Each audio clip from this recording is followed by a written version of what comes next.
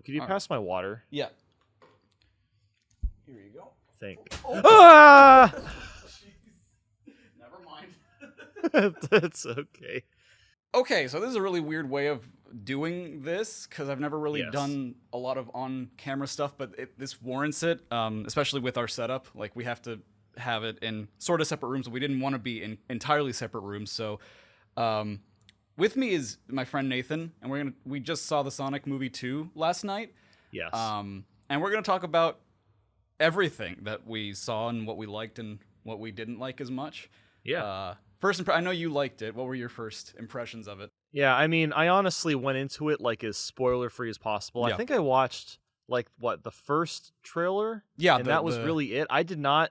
I saw snippets of the Master Emerald scene. Yeah. But I really had no context beyond that in the very first trailer.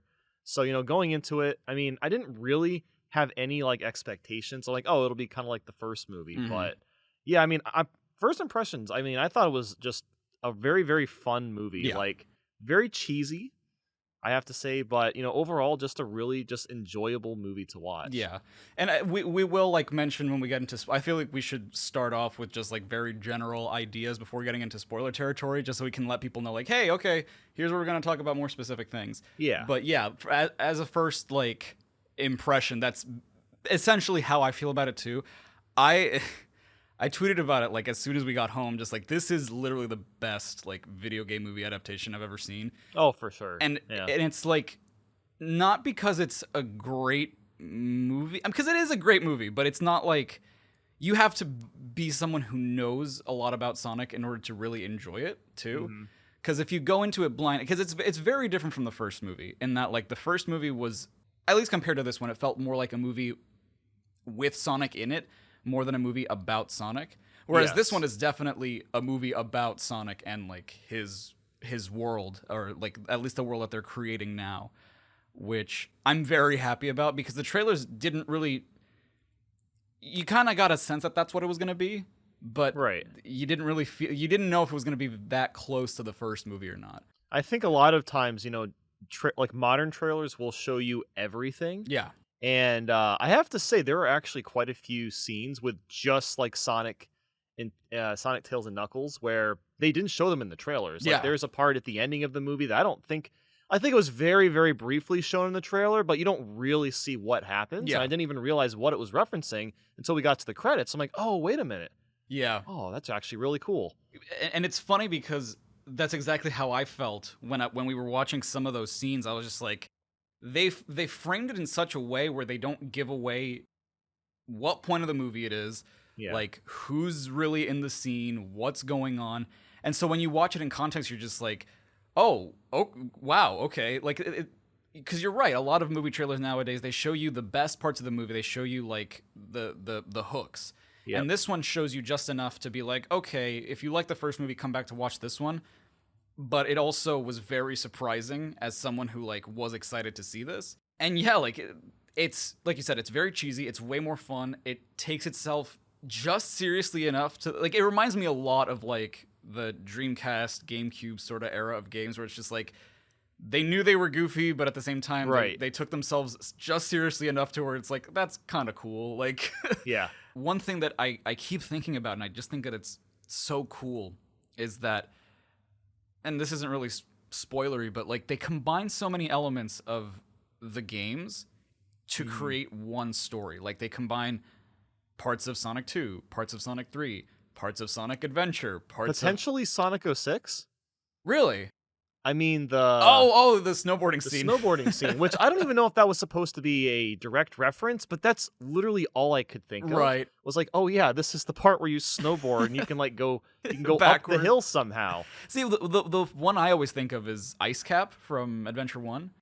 Oh, yeah, I guess it was kind of like that too. Yeah, but to be fair, I mean, yeah, you kind of are snowboarding in that one too, because you're only running at the end. Oh my god, I totally forgot about that. Yeah. I haven't played Adventure 1 in a long time. 5 years at least. It's been a long time, yeah. And it's funny because there were elements where I'm just oh, they kind of ignored Adventure 1 a little bit, but when I really think about it, they have, and this isn't, I don't think this is a spoiler, but they have a lot of the Knuckles backstory, because they showed it in the first movie. Like, the whole reason Sonic goes to Earth is because he's running away from the Echidna tribe.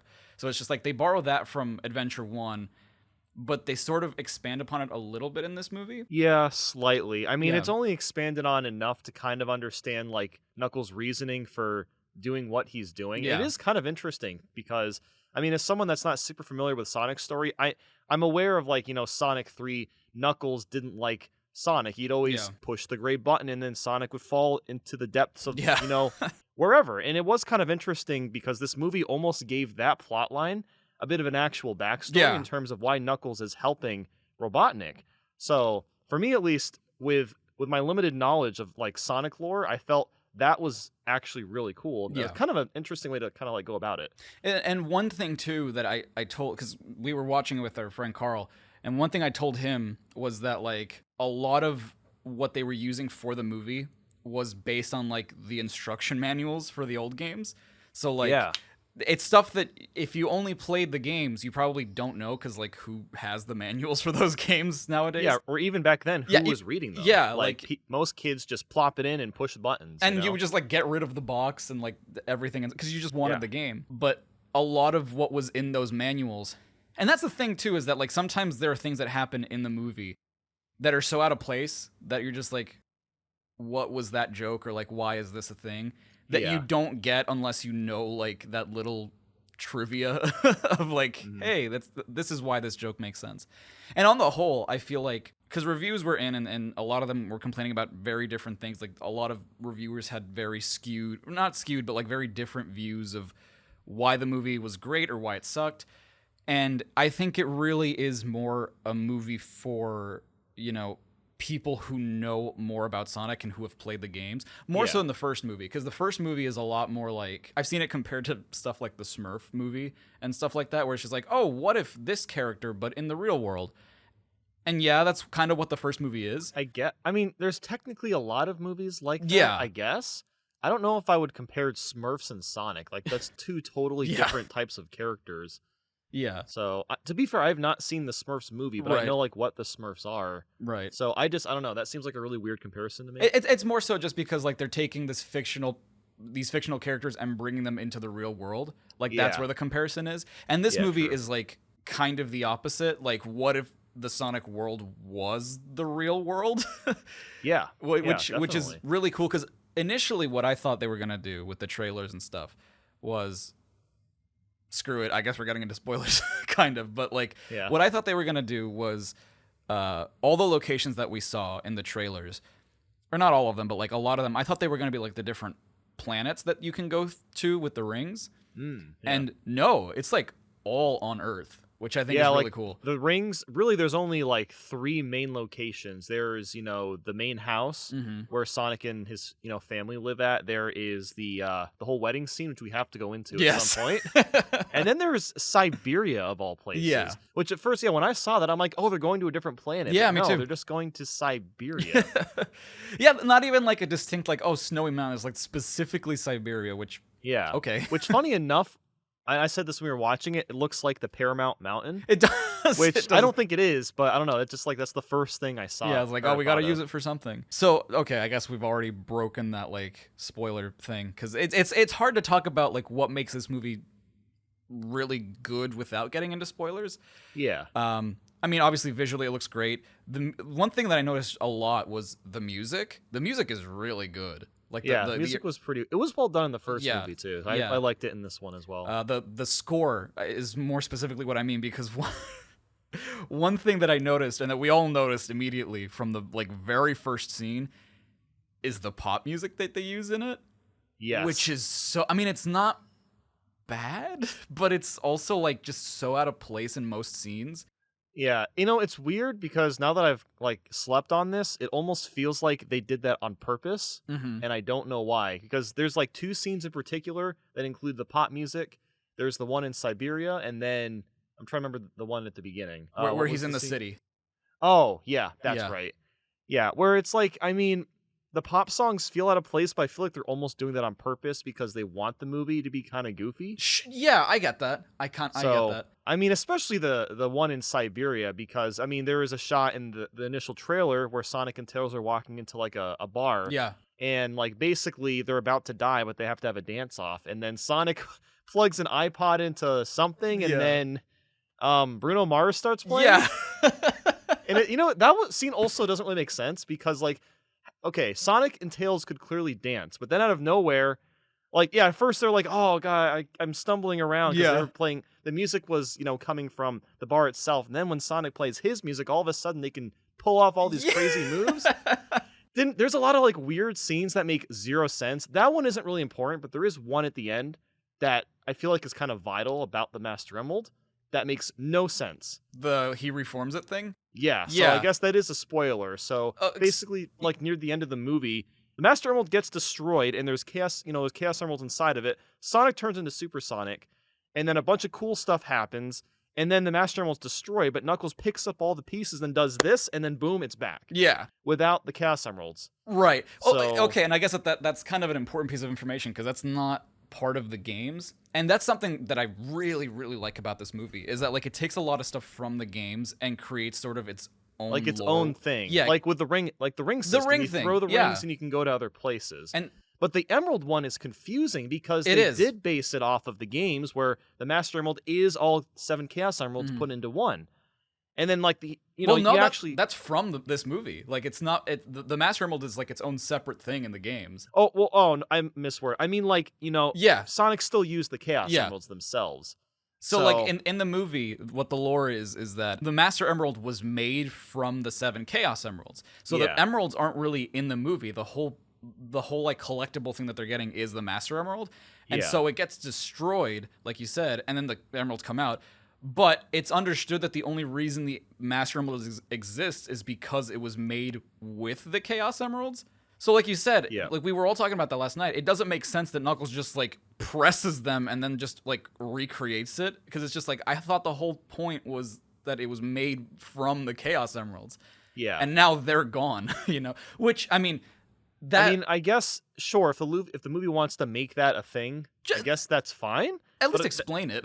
Yeah, I mean, like, what was, I guess, like, was the Master Emerald literally just, like, a safe for the Chaos Emeralds? Right, yeah. And if that was the case, why would Knuckles reform it? Because the Chaos Emeralds are now, like, they're gone. They're gone, which I think, and this is complete, like, spoiler territory, but I feel like that's setting up the next movie, which makes complete sense.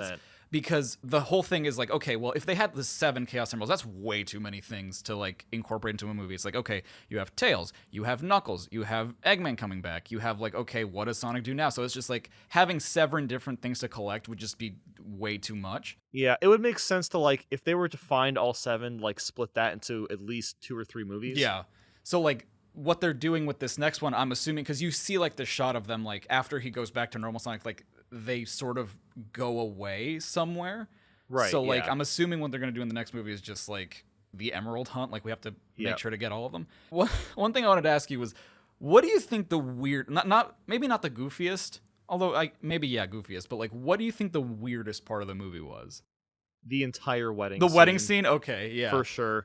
I mean, the wedding scene legit gives me, this is going to sound a little weird, you haven't seen the movie, it gives me Shrek the Third vibes in a good way. Like, remember the one good part in Shrek the Third where all the princesses, like, team up and they're like, oh yeah, we're going to take out all these guards, break in?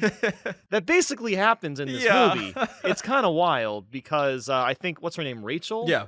And then she's like getting married to this guy, and then it turns out he's an agent, and then almost everyone at her freaking wedding is an agent. She gets pissed. And then, like, Sonic and Tails kind of come in. Tails is passed out, but he still has his backpack. And then Rachel and Maddie, they find Tails' gadgets, and they're learning how the weapons are used. And then they start attacking the agents, and then the agent is actually in love with Rachel. Yeah. It was the whole scene is just so bizarre. Like, I forgot I was watching a Sonic movie by the end of it. I was like, oh yeah, Sonic's in this movie. Which I honestly didn't mind it. Like, yeah, it probably wasn't a good idea to stretch it out for so long. But the whole thing was just so over the top. Like, I really did not mind it at all. It's funny because like that they were setting it. I did not see that coming at all, by the way, because like yeah, like in the trailer they show like the 2 seconds of the wedding scene. Exactly. Like, oh, they'll show this for like 5 minutes. Yeah. No, it's like 20-25 minutes. It's just a decently sized part of the movie. Yeah. Because the whole point is like it's setting up that this is like the B plot, right? Because like almost from the beginning of the movie, it divorces the human characters from Sonic. Like it sets the movie up and it's like, okay, Sonic's staying at his house and like Maddie and Tom are going to this wedding in Hawaii. So like already from the get-go, there's a reason to separate the two. And like Sonic's not really like common knowledge yet. People don't know he's outside of like his hometown. People don't really know he exists. So it makes sense that he wouldn't be at the wedding. And so that gives them leeway to be like, okay, well, Sonic's doing his thing while like the human characters are doing their thing until like halfway through the movie they sort of reconverge story-wise. But then as soon as they do, you're right, they go into that like just really overplayed like sequence of just the human characters, because I really love how they set this up too. The way you described it is 100% accurate, but it really drives home just how goofy it is. Yeah, but like if that scene wasn't entertaining, I would have probably disliked the movie. Yeah. But like it was genuinely so over the top because you don't see the whole everyone is an agent. I mean, you know, the person that she's gonna marry, the guy priest. doing the priest, literally half of the audience, like it just comes out of completely nowhere. Yeah. And then Sonic, he's like we were talking about, he's snowboarding, he has to get saved, and then basically like the ring that he's about to put on Rachel is the actual Sonic ring, so he has to steal it from the agent. He like punches him in the face, and he throws the ring, and then Sonic comes out of Siberia. Yeah. And this is just like 2 minutes. Yeah. I mean, this goes on for 20 minutes, and I could go into more detail about all the ridiculous stuff that happens. But what I was gonna say was like what I love about that scene too is that it makes sense in the context of like everything else that's going on, because it's just like, oh, he's an agent that comes out of nowhere. It's like, no, well, they're using Rachel as Tom's sister-in-law to get to Sonic, because the agency still wants to like detain him. They know he exists. It does make sense. Yeah. Yes. And what I love about that too is what it sets up. Like, because in the first movie it's just like the government. Like they don't really explain, like as far as we know it's just like the US government or whatever. But in this one they explain like, because the main commander dude comes back and they explain like, oh, after everything that happened in the first movie, we made Gun, which is like the military. That is super cool. Yeah, which is like the military in the Sonic games, and it's just like, holy that makes so much sense. Like, of course they would do something like that. God, I hope the third movie they do a city escape scene. Yeah, me too. With like a gun truck segment. That would be really incredible. Cool. Dude, the helicopter that lands that takes them from Hawaii back to the town. That was, I think, from Sonic Adventure 2. That was the one from the beginning of SA2. Yeah. Because like it has like the SA2 written on it. It's just it's almost like they thought about actually adding that into the movie, because there was that, and then the beginning scene is kind of like a city escape kind of world. Kind of like Station Square thing too. Yeah, a little bit like Station Square too. I mean, it's really interesting to see them pull so many elements from the Sonic Adventure games, because I really thought, oh, they're just going to stick to Sonic 1, 2, and 3. Yeah, me too. They really didn't, and even post-credits, they are going all out on the Sonic Adventure stuff. Yeah, they are. Which, I mean, that's so cool, because, oh, God, there's so many things about the movie. I feel like we are gushing, but obviously it's not a perfect movie. There are things about it that are super, like, just out of place and goofy. Like, the dance scene, for example, right? The dance scene and the pop scenes, they did take me out of it. I'm just like, you didn't have to do this. And, like... Yeah, the dance scene definitely felt unnecessary. But... at the same time, it does set up something important for later on, which I'm like, I kind of hate that it does that, which is establish like the whole hologram thing with Tails. That's true. Because like that does come back at the end of the movie, and it's just like, wow, you set that up in like the worst scene of the movie. Yeah, it's like they did set up a reason to do it, but it could have been done another way. I guess is the best way to describe it. And same with like the wedding scene. Like that honestly still could have existed in the movie. It just went on for way too long. If they had split it up, if they had put like a Sonic character scene in the middle of it, that would have even been better. Yeah, that would have been better. Yeah. But like, because there's this whole scene where like Rachel confronts like the agent that she was gonna marry. I think Russell is his name. And like that's where you find out that like he actually was like kind of in love with her and everything. But like when that scene happens, that's when you're just like, okay, this scene has gone on like a little bit too long. It's still funny. Like it is a hilarious movie. Like yeah, I think this movie is going to end up aging really well. I think so too. Cuz like it has pop culture references, sure, but there aren't that many that are too distracting. Yeah, I will say I had to definitely facepalm because there is more flossing. Yes. For those that didn't like flossing in the first movie, it happens like 2 or 3 more times in this movie. Yeah, it sure does. So, and weirdly, it's freaking Jim Carrey that does it. I know, that was... I was like, what? But I was thinking about that this morning before we recorded, and I'm like, that actually makes so much sense. Because in the first movie, Sonic does it after, like, spin dashing into his robot. So he would have seen him doing it. And that's where he learned the dance. I'm just like, I hate that makes sense.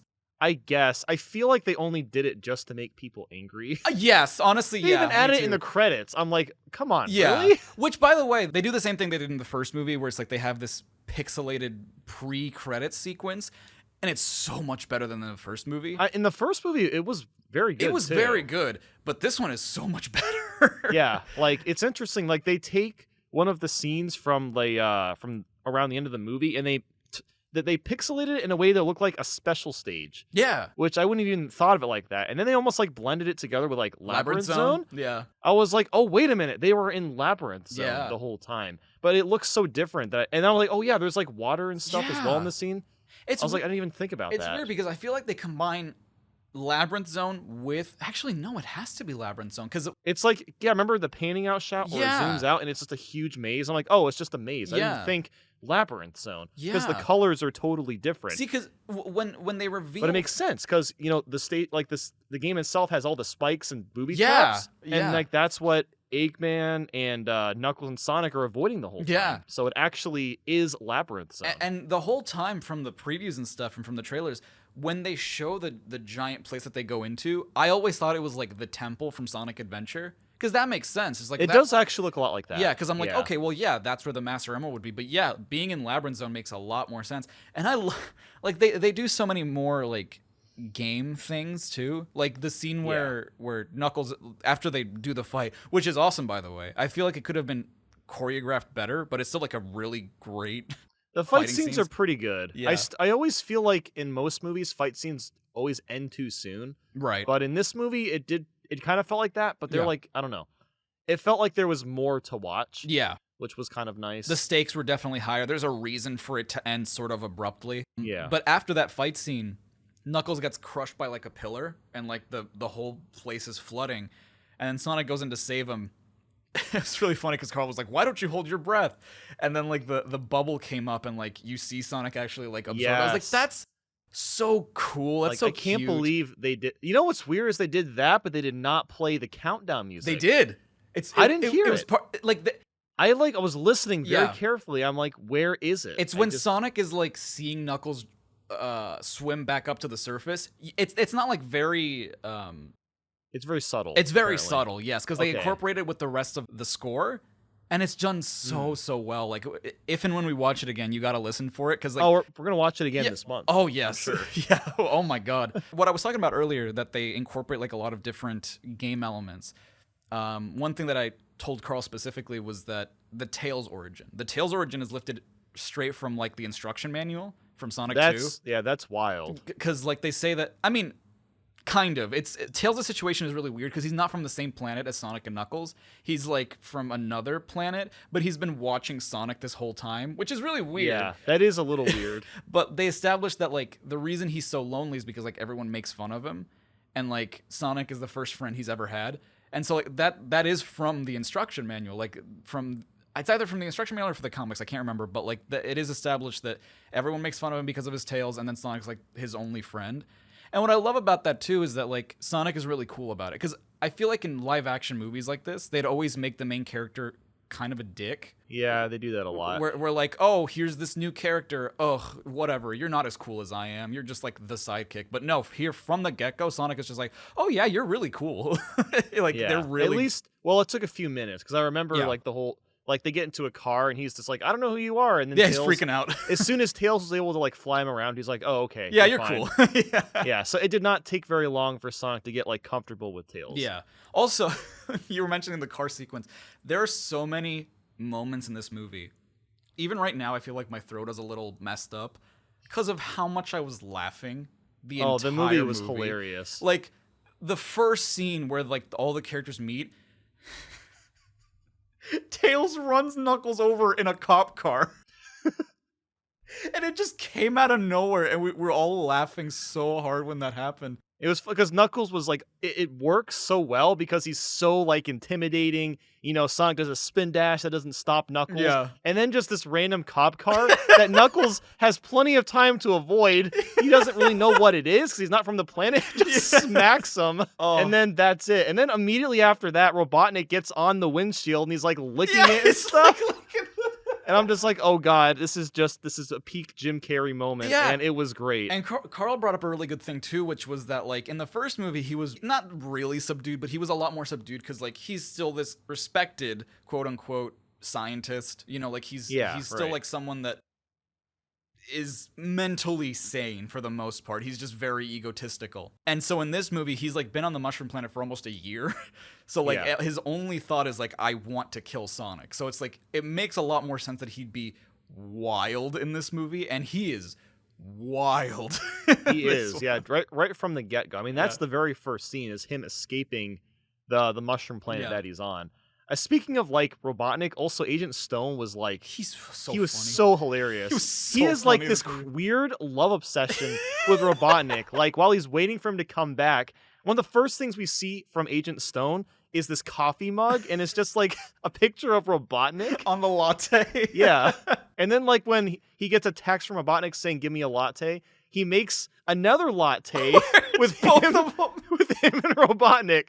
And then he doesn't even notice. Like, Robotnik looks into it and drinks it, and then that's it. You're so like, right. I was like, oh, he's going to make a comment about that, but he never addresses he's just like, okay, this weird, like, love relationship that Stone has with Robotnik. That was another really funny moment, because, like, this was in the trailers. Like, you see him, like, drink the coffee, and he, like, makes a face, like, something's not, like, great about this coffee. And I was wondering, like, what's gonna be the joke there? From the beginning of the movie, he's, like, trying to make his own coffee out of mushrooms. Yes. But, like, all of them are disgusting. And then, like, when he finally gets back and has, like, his favorite coffee, which Stone is just like, I've been waiting to make you this coffee. Like, he drinks it and he's just like, I don't know about it. Needs a little bit more mushroom. I'm just like, that's such a good joke. I didn't even realize that until you just said that. I'm like, oh, okay. Because I was like, what's wrong with mushrooms? Yeah. I don't know. They do this really cool but weird thing, because the only character that they didn't bring back, which I think is really weird, is Crazy Carl from the first movie, which is fine. They didn't need to bring him back. But they bring back Wade, who is like the other police officer in town.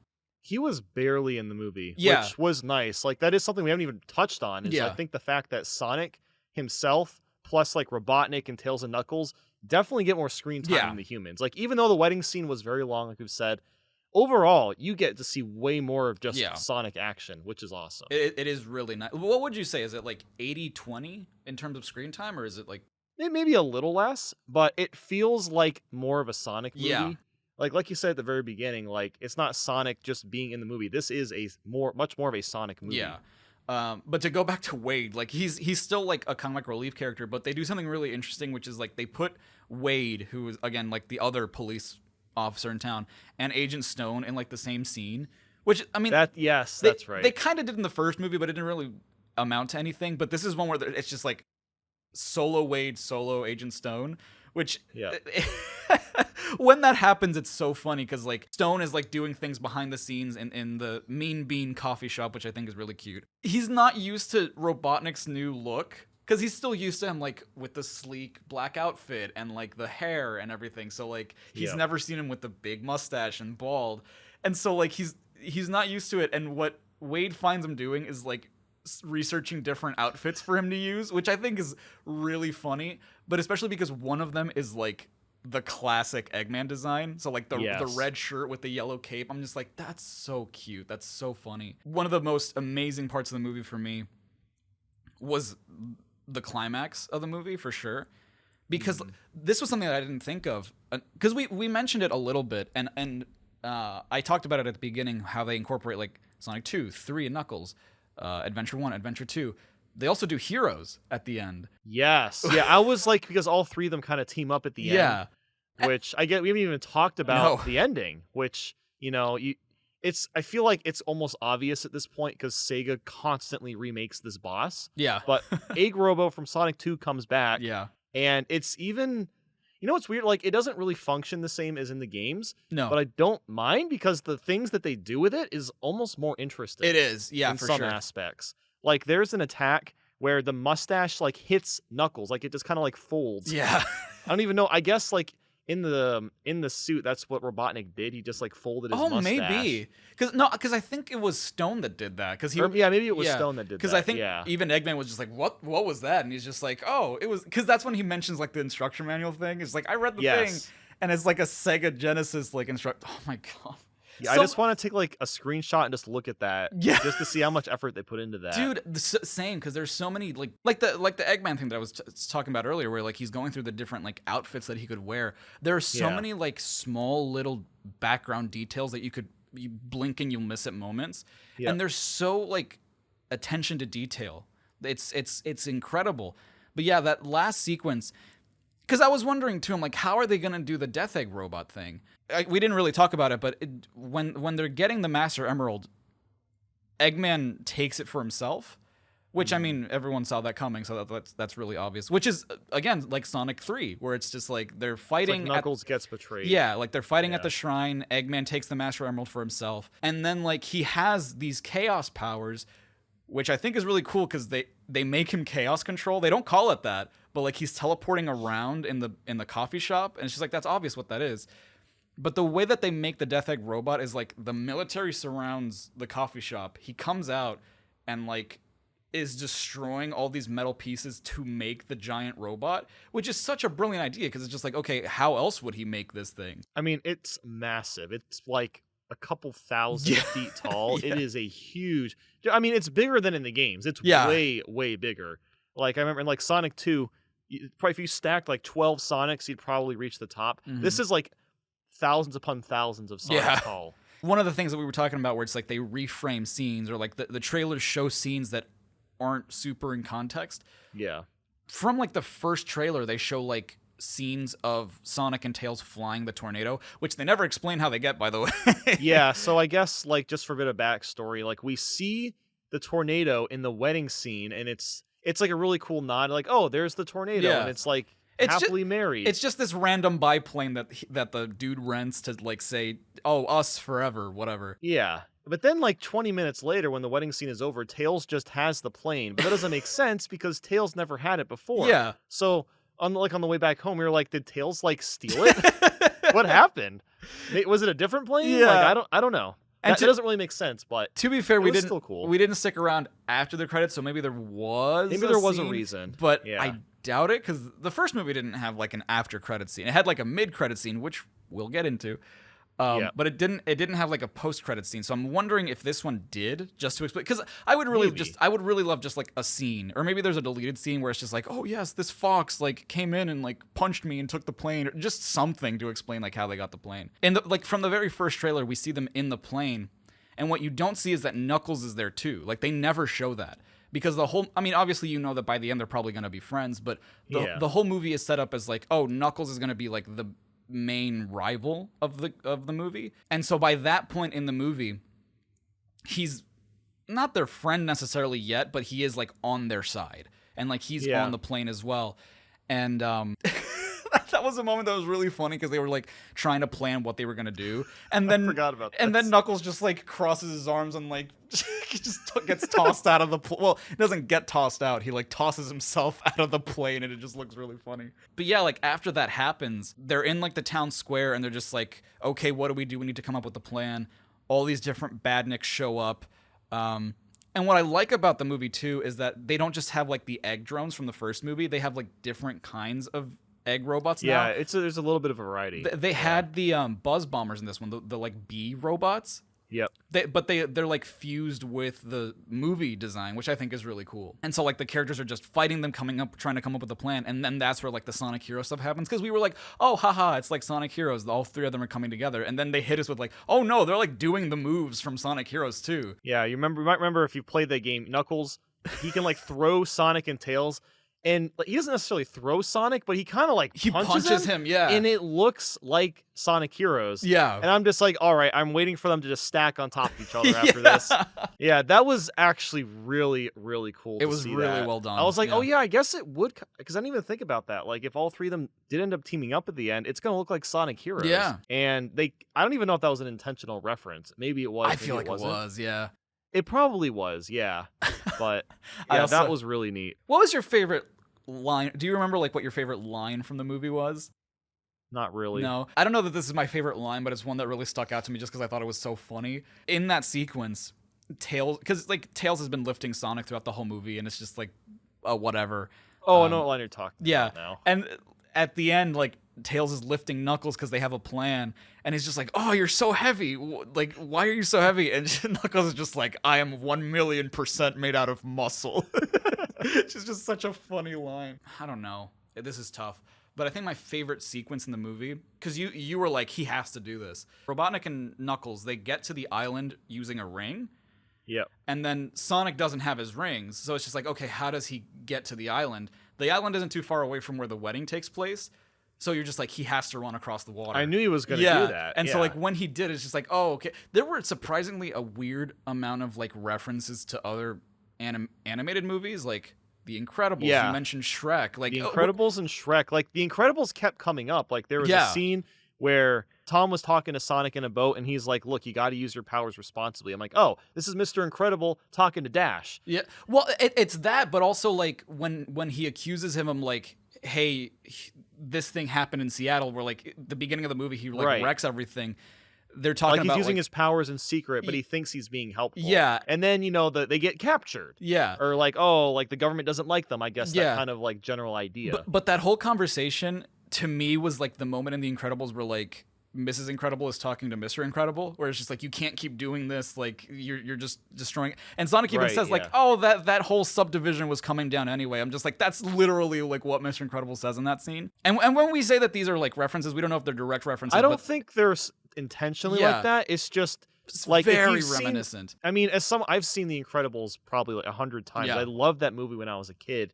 There are so many things that really just remind me of that movie. Yeah. And there's definitely more stuff that I'm not remembering off the in that same scene, Sonic like gets off the boat and like starts running, like Dash does in the Dash, movie. Because Dash does that too. And then I think that's actually like sort of even like the robots in The Incredibles kind of look like the robots in the Sonic movie. They do kind of, don't they? Yeah, I never thought about that. Because there's like a scene where Dash is running across water. Although in the Sonic movie, it's a lot more intense and more realistic. Yeah. Because like Sonic's on an ocean, and when you get deep into the ocean, the waves get really big. Yeah. Which means Sonic was running up and down these waves, and it was really, really exhausting. Like he was like really climbing up. He got a bunch of like height. Yeah. He's flying around, almost losing consciousness. And that was the scene that I was gonna bring up as like one of the ones that stands out the most to me, because it's such a cool scene. Yeah, that was like a probably like the best example. I don't know if I'd say the best example, but it was the most interesting example of what would happen if Sonic were real. Yeah. And he could actually do the things that he does. Because like, when Sonic runs across water in the games, it's very smooth. The water's always calm. Yeah. But like in a real life setting, that's just not going to happen. Yeah. So it was very interesting to see like what would actually happen. And I think the way they depicted it was very realistic. Yeah. Unless there's anything else to say, we can get into like the ending of the movie. Yeah, like the mid-credit scene. The mid-credit scene. So it's tough because I feel like we haven't really talked about the stuff we didn't like as much. I guess we kind of did. Yeah, I think when I watch it a second time, I'll probably find more things I don't like about it. Yeah. But I mean, the thing is, look, we're both biased. I think we both like Sonic. That's true. So naturally, we're going to be more forgiving against the Sonic movie. If you don't like Sonic, you'll probably think the movie is just all right. Yeah. If anything, you'll find it entertaining. Yeah.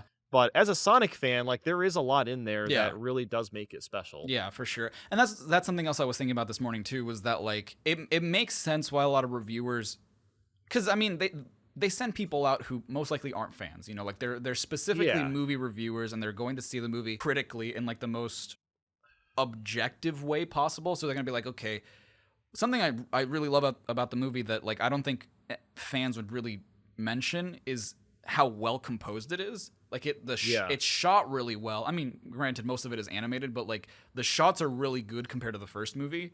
A lot of the cinematography is really, really good in the movie too. a lot of the visual effects I'm not a fan of, weirdly enough. Because I feel like I don't know if you noticed this, but like the electricity that comes out of Robotnik is very 2D compared to like the electricity that comes out of Sonic. The funniest thing, okay, yeah, now that we're talking about that, was basically there's this compass he needed for the Master Emerald, and basically Sonic throws it to Tails because Knuckles is about to punch him or something, and then Eggman comes in and takes it, but it looks awful. It looks like awful, a 2D cutout grabs it. Honestly, like there's movement, but I don't know, the way that they did it, it just looks horrible. I hate that scene.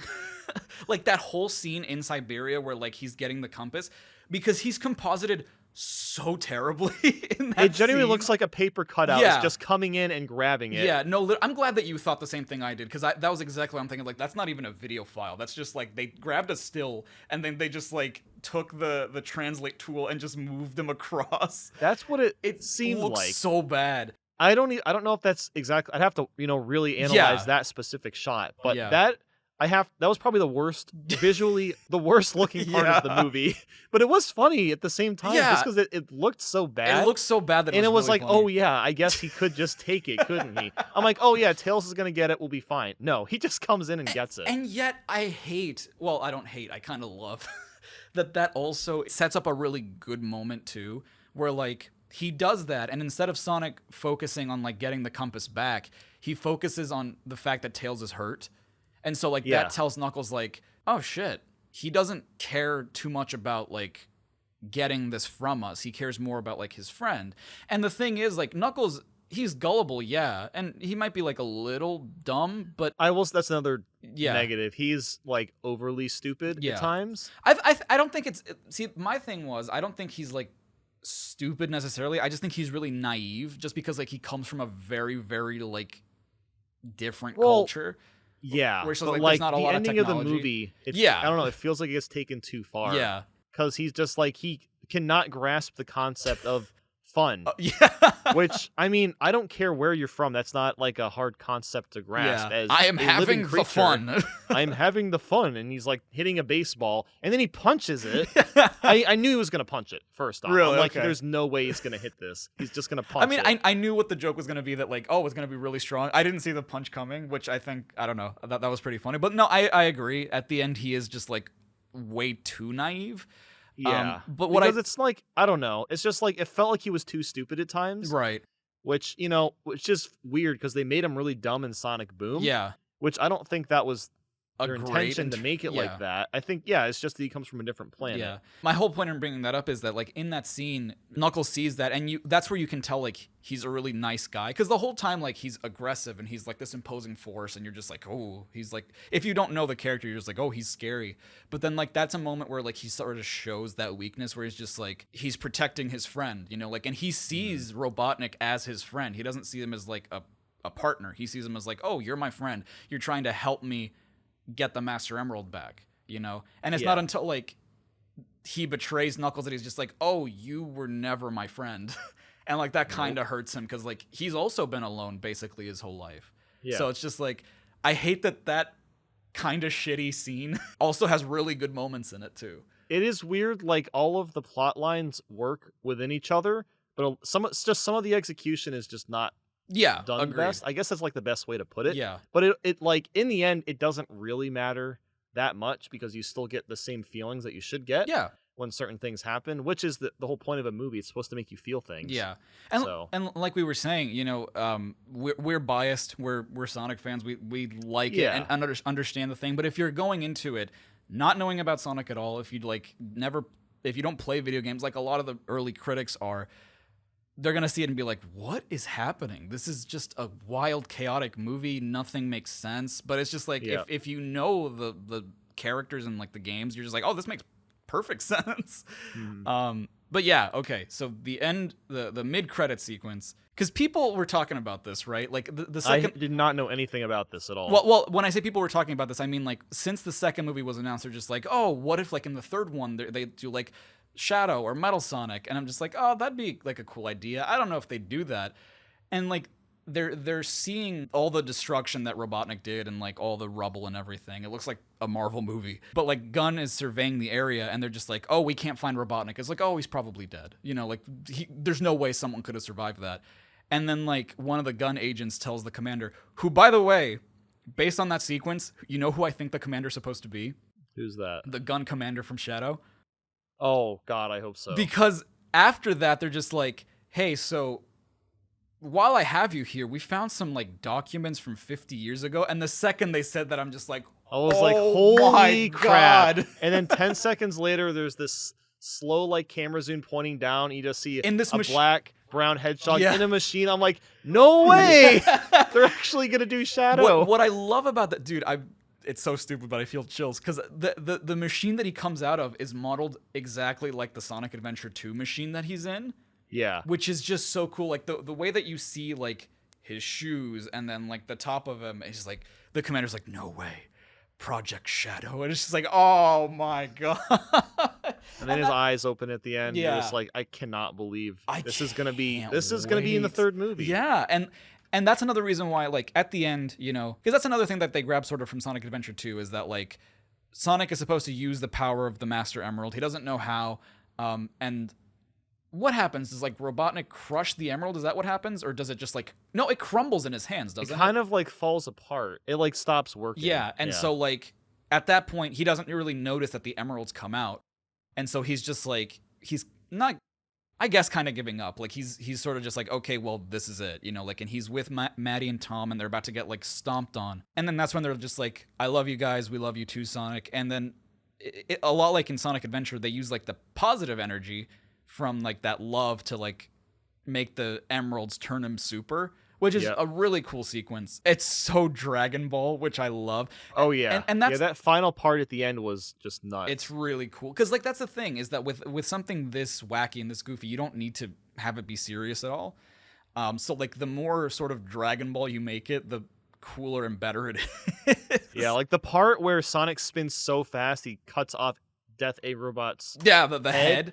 I'm just like, that was awesome. Yeah. And then he just, like, plows through the robot, like, I don't know, hundreds of times in like 5 seconds. And for some reason, it kind of reminded me of like the intro to Sonic Unleashed too. Oh, yeah, I guess a little bit. Like, I don't think that that's what they were going for, but it kind of reminded me of that. My point is, after he does that and like the emeralds go away, that's what I immediately think of. Like, okay, the next movie is going to be find the Chaos Emeralds, and also like Shadow is the bad guy. Or Shadow gets a hold of the Chaos Emeralds. That could be too, yeah. That would be kind of crazy. Yeah. And then I'm really hoping they also add at least Amy or at least Metal Sonic. It would be weird because like Metal Sonic and Shadow with Eggman, and like that would be really kind of nuts. Like if Eggman finally makes Metal Sonic and then Shadow like doesn't know who to side with, because even like in the games he doesn't know which side to really like join. That might end up being the rough plot line for the third movie. And it's weird because again, like the movies have,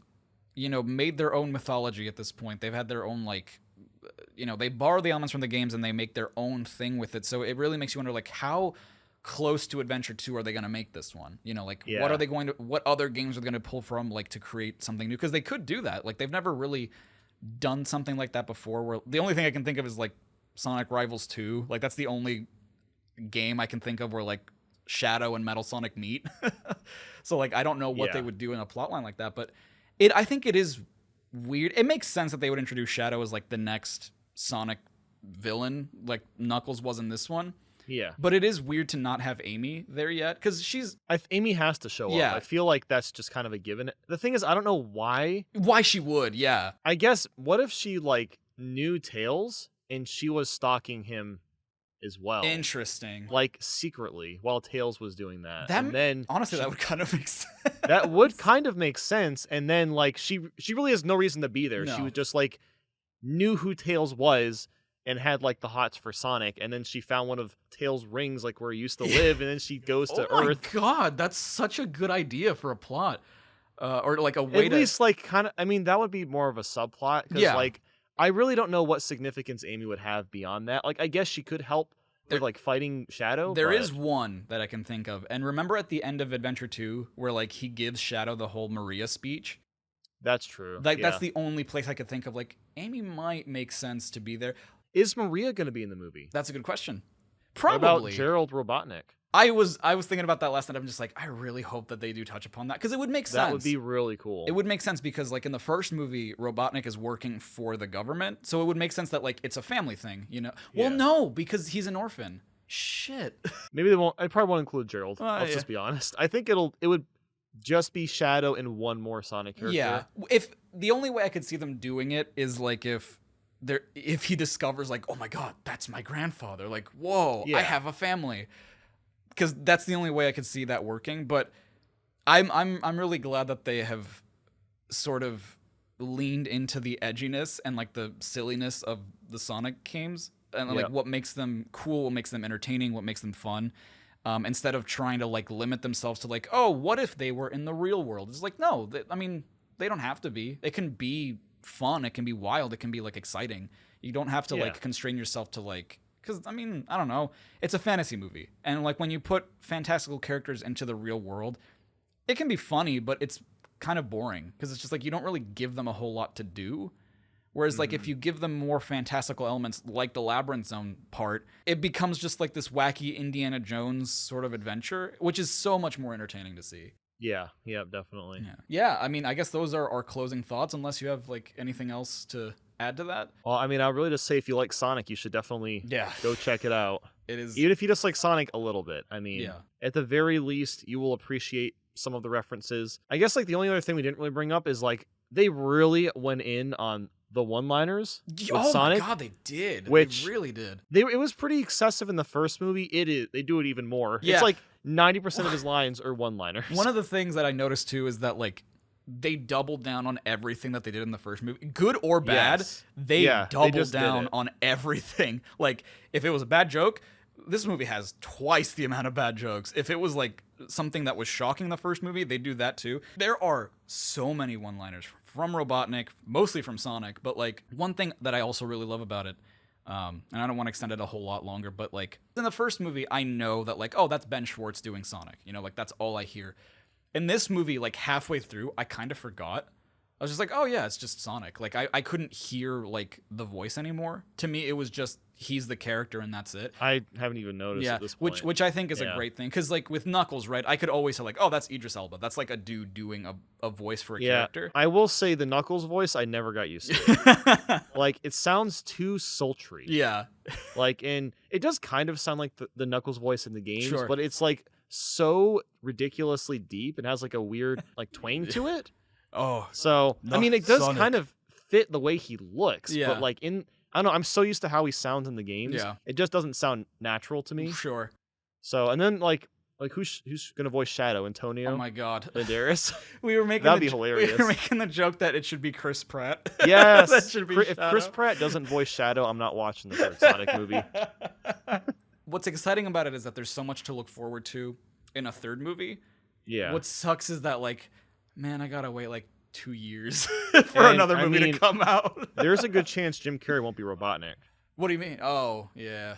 How often does he do more than two sequels? Because the thing is, he's said in the past, and he said it in interviews for this movie, which I think is amazing. He's just like, I was looking at it, and I'm like, I don't know, I'm like 57. I just want like a role that I just can be like, dude, whatever. Like, and that's what Robotnik is to him, where he's just like, dude, I'll do as many movies as you want. This is just like for fun now. Because you're right. Oh, okay. Yeah. I didn't actually know that he said that. Yeah, because like for the most part, we were watching another Jim Carrey movie earlier this week, and that's exactly what we were talking about. Like he didn't, especially back then, he never did sequels. Like he did very rarely. He did one sequel, and that was it. And then like he did Dumb and Dumber 2 like 20 years later. That movie was awful. The second one, it's not good. No, not the prequel, the sequel one. Oh, that's what I meant. The sequel. Oh, okay. The first movie is great. Yeah.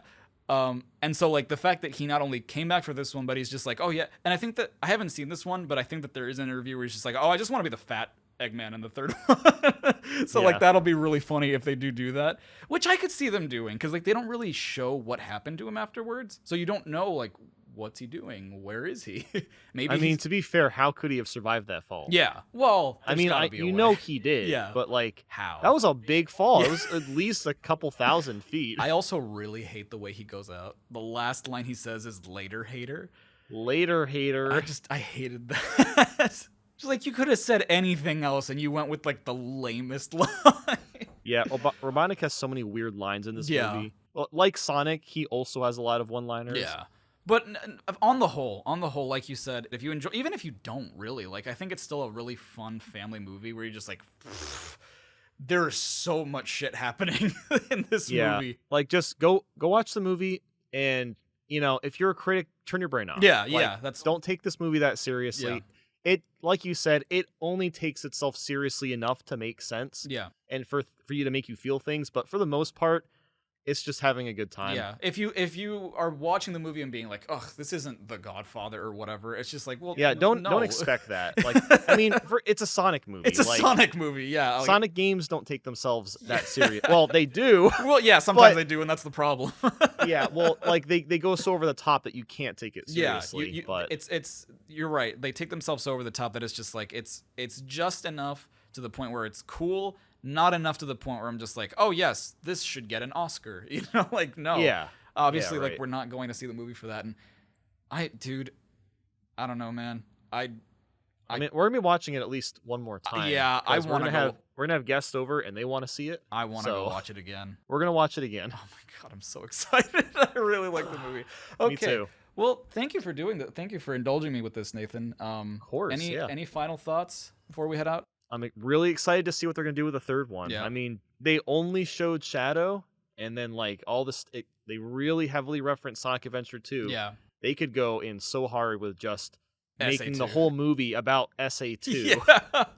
Oh man. Okay, that was fun. It was a fun little dissection. I love the movie. I really do. Like, I like the first movie. This was a lot better. This was a lot better than the first movie. There are moments in the first movie where I'm just like, okay, I kind of love this movie, but like on the whole, I would say I like it more than I love it. I love this. If you liked the first movie, you're going to at least like this movie. Yeah. that's the best way you can put it. Yeah. No, Yeah. I agree. It's really fun. The negatives definitely don't outweigh it for me. It doesn't bring it down enough. No, not really. But yeah, those are our thoughts. And if you've seen it, what did you think? Let us know. Let us know in the comments. Alrighty. Well, bye everybody. See ya.